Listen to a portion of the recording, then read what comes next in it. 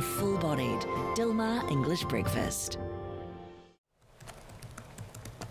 Morena, well, it's time for our weekly check-in with National Party leader Judith Collins, who was beaming in from her office in Wellington, where she travelled to from a locked-down Tamaki Makaurau in order to attend yesterday's resumption of Parliament, which, as it happens, is the first thing we want to discuss with her this morning. Morena, Ms Collins. Oh, good morning, Indira. Hope you're well. I am well. How are you going? Oh, I'm great, thank you. Look, I did watch Parliament TV yesterday. Why do you think you could not have done that virtually? Well, 120 MPs on a Zoom.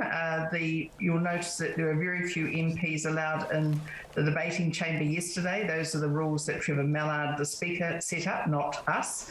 The other thing is, actually, if the Prime Minister was so worried about it, as she said, well, why didn't she just suspend Parliament for another day or two until we got to level 3? We have had no Zoom meeting practice for 120 MPs in Parliament, and if this was suddenly put to us as an idea from Trevor Mallard without any practice, any experience of it, or quite how it would run. So we think, well, if they're so keen on that, then start putting the work into it rather than just springing it upon us over the last couple of weeks without any practice at all. Ms Collins, what would you say to New Zealanders who have had to do that themselves in their large organisations, corporations, business meetings, work meetings, schools, classrooms every day, everyone last year having to learn Zoom at the drop of the hat, and you are saying you and your party couldn't take up that school or make an effort to take that up? Oh, Indira, that is totally unfair, absolutely unfair. We're doing a Zoom now. How is that unfair? Because all New Zealanders are having to do that too. We're an essential business in Parliament. You'll notice the Prime Minister has been coming into Parliament every day. She's been doing press conferences with the media here. This is simply a political attack that's going on against us because we want to actually be able to ask questions and to scrutinise the government. We've seen the sort of level of some of the questions that are being used in the press conferences. Things like, and how are you feeling today? Well, how about asking about the vaccinations? And the other thing is too, Indira, is that when you're going to have these sorts of things, Parliament is not a nice to have. It is absolutely essential for a democracy. That is why it's acknowledged in the health order. That's why MPs are able to travel for Parliament. It's because it's not just a nice to have. Just like the media, not just a nice to have. It's why you're in the studio this morning. It's because it is actually important for people to get the information, the questions, and never more so than now when we're in yet another lockdown and we have such a largely unvaccinated population. We're asking questions You're about right in the sense. I just want to go back to what you're saying, that we will go to vaccinations, which is an important question we want to ask. There are many industries that are nice to have, and in fact, so many of our reporters in the newsroom are having to stay home and do work. So many of our managers are having to stay home and work from online. And if you talk about essential, because I've heard you say there are essential workers like supermarkets, people on our borderline defence who are out there working every day, and if they have to do it, so do you. But actually, I know a couple of supermarket workers personally who I've spoken to who have said to me many times before, if they could do their work, their job from home or online like anybody else to protect themselves and their families, they would do that at the drop of the hat. But they cannot do that because their jobs just cannot operate in that way. And so in order to use that as a defence makes no sense in the fact that you could not have done that virtually. Ask the Prime Minister, Indira, why is she here every day working? Why isn't she doing it from Zoom? Why isn't she? Why are her members? Why did she, Chris Hipkins, her Minister for COVID Response, and Grant Robertson, her Finance Minister, all fly from Auckland to Wellington after they knew that COVID was in the community and before they knew the full extent of it? Why was that? And the answer is because they know they'll be able to do it. It's an important job, and so is the opposition. It is an important job, and we have to ask those questions because you're more interested in talking about me, Indira, than you are talking about the vaccines. The one issue that we raised points yesterday, over and over again, and I'll continue to do it because that's why we're minimising safety and risk in our community, because essentially that's what the decision to travel comes down to. And I want to take it back to scrutiny, because I agree with you. I think a strong opposition, being able to question the government, is healthy for everybody, and it's what New Zealanders all want. But don't you think you would have had a more effective debate and democratic debate if that meeting yesterday was done virtually? There was barely anybody in the room, and you would have had more access to more ministers, and more people would have been able to show up so you could interrogate them effectively. How democratic was that yesterday when there were just dozens of parliaments? Are you going to ask me the question, or are you going to answer it as well? Let's just stick to this. Trevor Mallard set the rules as to who could be in Parliament.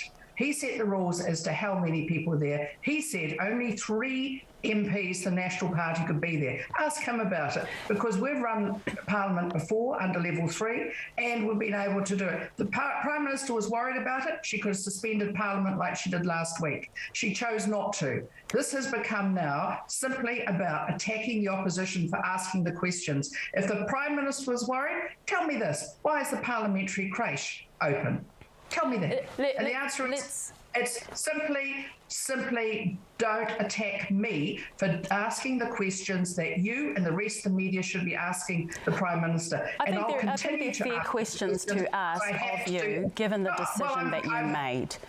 So let's talk about vaccinations. You're talking over top of me. Let's get on to vaccinations. That's what I'm here for. That's what I ask questions for. That's what all the opposition members ask questions about, because that's important. I understand that, Ms. Collins. So I understand that you are vaccinated. How many of the MPs that travelled down to Wellington, a National Party, are fully vaccinated? All of those from Auckland are fully vaccinated, and the only MP who isn't vaccinated is from Canterbury. There is no COVID in Canterbury, hasn't been for over 300 days. So everyone in our party, every MP, is either fully vaccinated, half vaccinated, or they are booked in for vaccination. We only have a few MPs here because we want to make sure that we don't have MPs travelling unnecessarily. But we happen to think that me doing my job here as Leader of the Opposition is an important job, and particularly when we're not getting the answers from the Prime Minister about the lack of vaccinations in this country. We are now, yesterday she was citing in Parliament saying we'd gone up 1 notch in the whole ranking. We've gone from 120 to 119. That's her measure of success. So if you think that I'm going to sit back and let that happen and not stand up for New Zealanders, well, you're wrong, because I'll continue to do it. I'll ask the questions. I'll stand up for every New Zealander's right to get the facts, because we're certainly not going to get it when we get media asking questions like, and how are you feeling today, Prime Minister? How about ask the questions for the people of New Zealand? Ms. Collins, you have consistently over the past year and a half called on essential workers to be regularly tested so that they can do their work safely in the community. Did you get a COVID test before you went down to Wellington?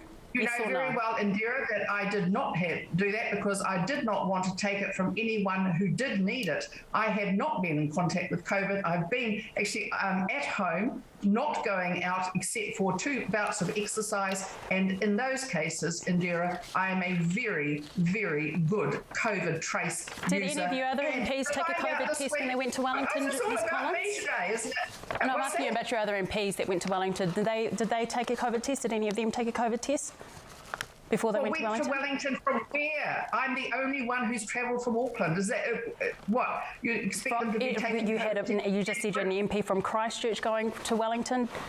Well, there's no COVID there, is there? Okay, so they didn't take a test. I just want to ask you one last question. You have the portfolio of Pacific Peoples. It was a yes or no question. It was just a yes or no question. You have the Pacific Peoples portfolio, and this is an important one because 70% of Pacific cases are a part of this cluster now. What have you done for the Pacific community? Have you been in touch with them since this community outbreak?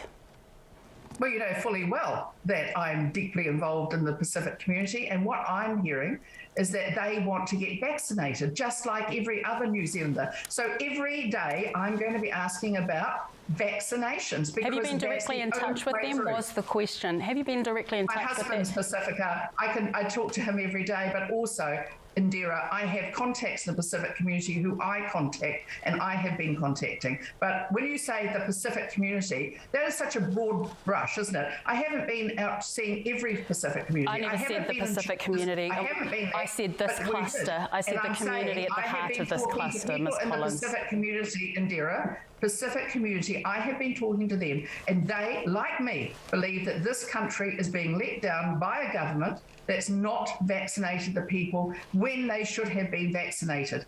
And they've refused to bring in the saliva testing or the rapid antigen testing that people need to have as well. But we've got now people saying that we've got COVID in the community. The government's plan is that we'll be one notch up. Tomorrow we'll probably be 118th in the world. We have been let down after all the promises on vaccination. That's why I have to be here. I'd rather be with my family, like everyone else. But I've got a job to do, Indira, and particularly if the media don't want to do that job. And I'd love to hear you ask the Prime Minister about vaccinations and just ask those questions, Indira, on Thanks behalf very much of for your time, Ms. Collins. We appreciate your time on the show.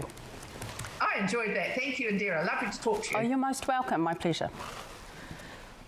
It's just after 7. The top of the North Island is now a fortress as everywhere south of the Auckland